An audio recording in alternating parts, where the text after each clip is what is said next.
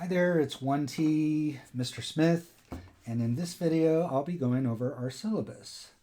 And so first of all, this is our home page for our course, and you can see that there's a link to the syllabus here at the top in the blue ribbon.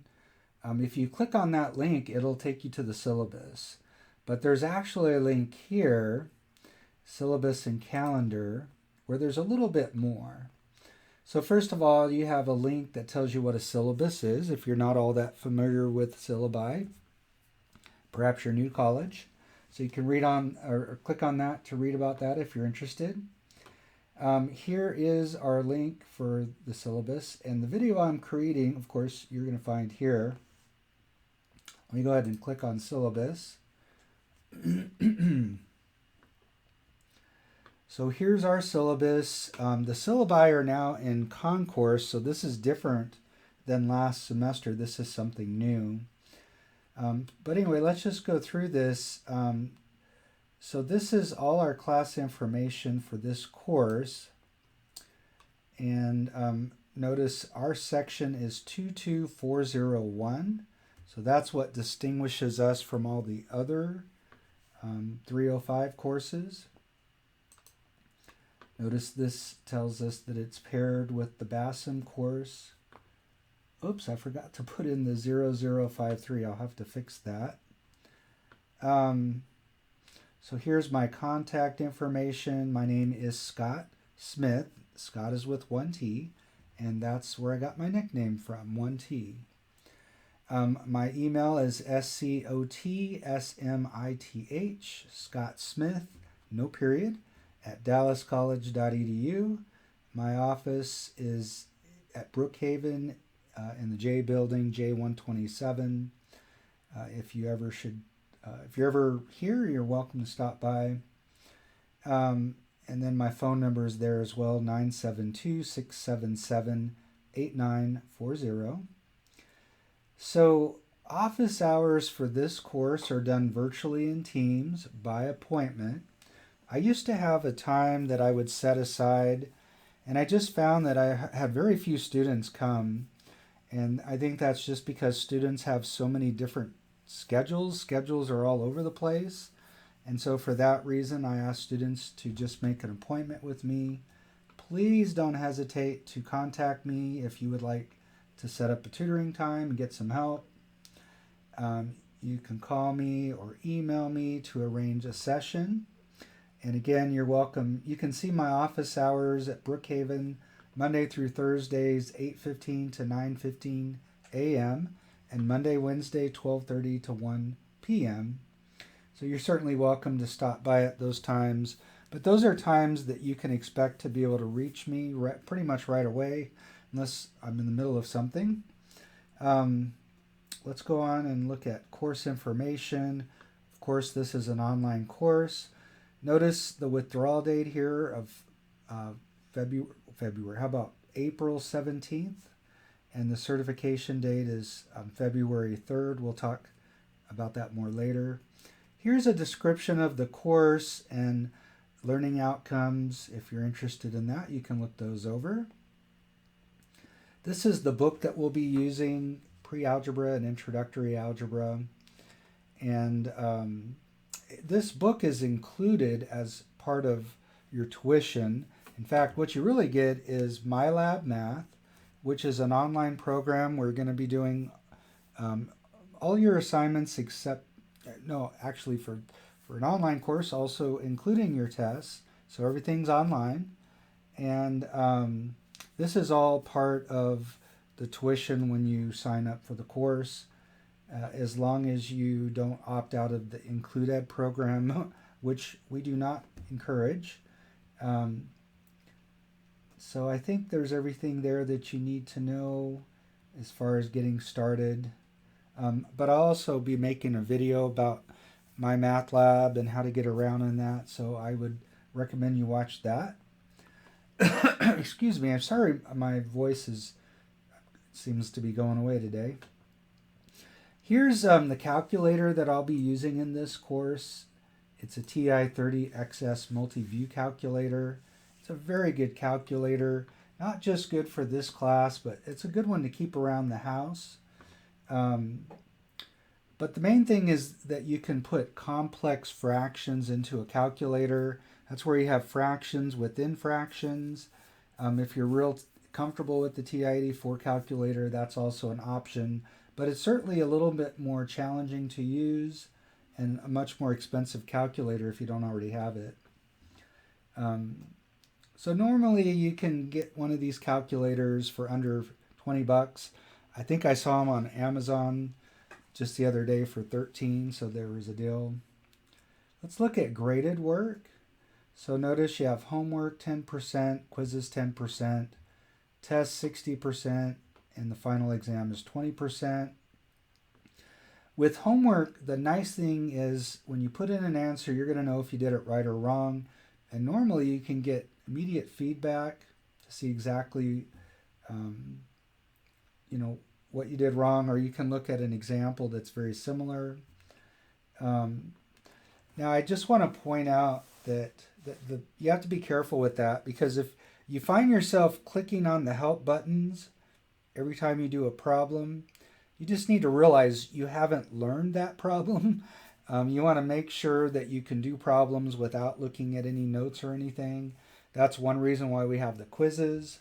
But anyway, I also recommend that students do their work in a notebook and take good notes, make comments about things that you don't understand or you want to ask questions about, or things that you want to go back and review before you take the test or quiz. So I think that can be very helpful, especially, notice on the quizzes. Quizzes assess your ability to recognize and complete problems from multiple sections and are a good indication of whether you're learning the material. You get to take each test 2 times, and your highest score is going to be used, and they are timed. You have 60 minutes to take each quiz. So I just want to say that, before you take a quiz, you should go back and look at your homework sections and just kind of review your notes there and see if there's anything that you need to kind of restudy or look at before you take your quiz. I suggest that you take it without looking at any notes. You get a second try, and so hopefully the second time around you'll do better if you don't do well the first time. If you ever want another attempt or two, just let me know. I don't want you doing each quiz too many times, but I'm willing to open that up if you want another try or two. Test, there's going to be 6 tests, 100 points each. So you will be using the Lockdown browser in MyMathLab when you take each test. I'll make sure you're prepared for that when we get to our first test. The other thing to notice here is if you can maintain an average of 80% or better on the homework, then I'll drop your lowest test score at the end of the semester. Notice if you want to know, I should say it this way: your BASM grade is determined differently than your DMAT grade. You can go into the other syllabus and see what it is, but basically, whatever your grade is after test 2, that's your BASM grade. Most of the arithmetic we do is done in those first 2 tests. We still do arithmetic after that, but that does determine your grade up to that second test. Notice for A's it's 90 to 100% and so on, the typical scale, but you'll notice there's no D grades. So basically you either pass this course or you fail it. It is 2 courses, it's a lot of work.